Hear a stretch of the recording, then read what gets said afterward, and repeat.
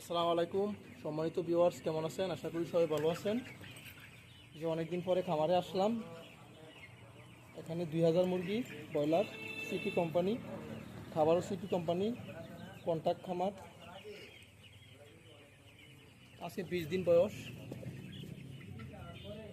আলহামদুলিল্লাহ প্রায় 850-900 প্লাস বাচ্চার ওয়েট। ঈদের সময় বিক্রি করা যাবে না, পরে ঈদের পরে বিক্রি করা হবে।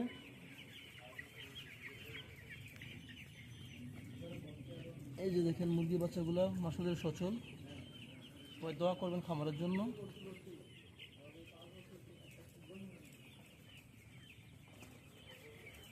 যেগুলো খাবার 511 সিটি খাবার।